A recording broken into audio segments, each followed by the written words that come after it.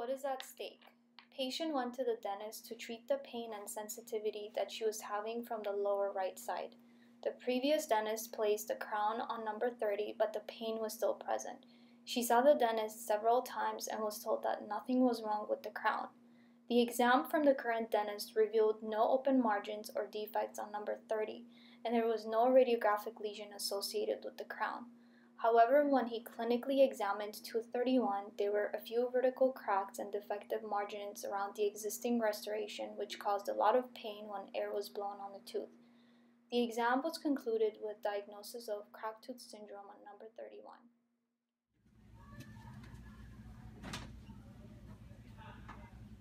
Hi, Lauren. Hi. Thank you for waiting. Hi. I'm Dr. Singh. I'll be taking care of you today. Oh, it's good to meet you. All right, so what brings you in? So I've been having a lot of pain and sensitivity on the lower right side, and it's just causing a lot of pain. It's sensitive to cold, so I just wanted to come in and get it checked out. Oh, okay. Have you had it, looked at by anybody else? Yeah, I had a crown done by another dentist, and but it's still causing a lot of pain, so I'm not sure. Oh, wow. Well, I'm sorry that treatment didn't, work out for you so far. But what I can do is, I can take a look on my own and take some x-rays, and depending on the findings, we can go from there. Okay, that sounds good.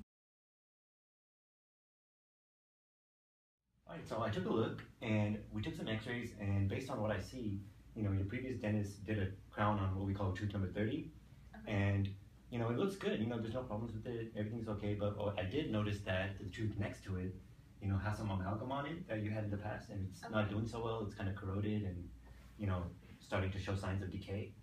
And also, when looking at the x-ray, you can see that there's, cracks in that tooth as well. So, in my opinion, I think that might be what's causing your pain right now, and that's what we can take care of for you today.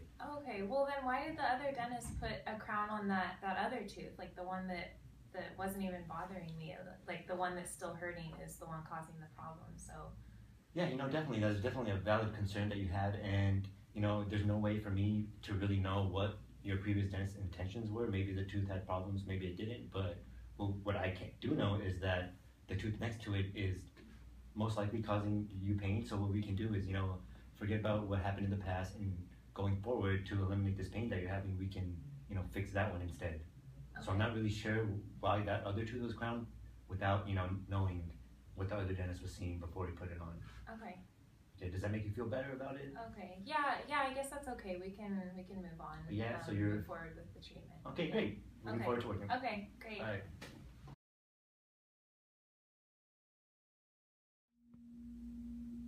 All right, so I was looking at your x-rays, and after, the results from my own examination, I determined that, even though the crown that your previous dentist did was done well, and, there's no problems right now with that one, the tooth next to it has a restoration on it that's, not doing so well, and there's starting to be some decay in it as well.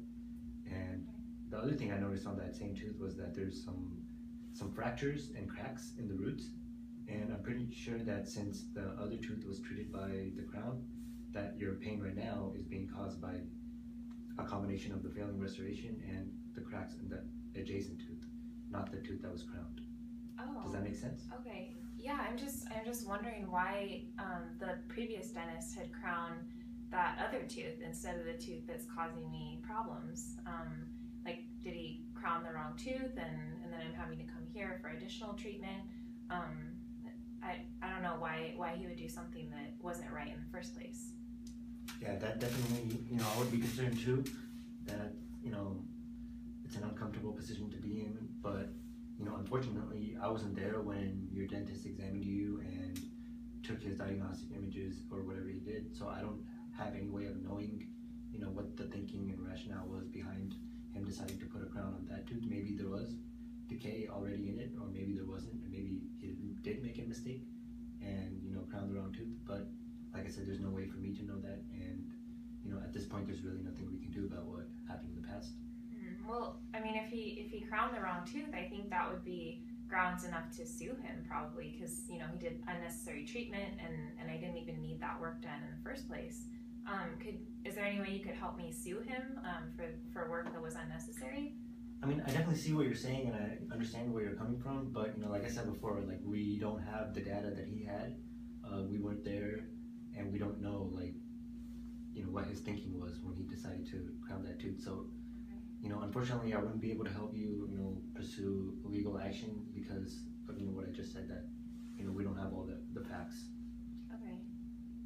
And I think something that can help you right now is if you were to contact your previous dentist, the one that did the crown, and kind of tell him your concerns like you told me, and he would have a better way of answering you because he's the one that did the exam and took his images and decided to do that. So Okay.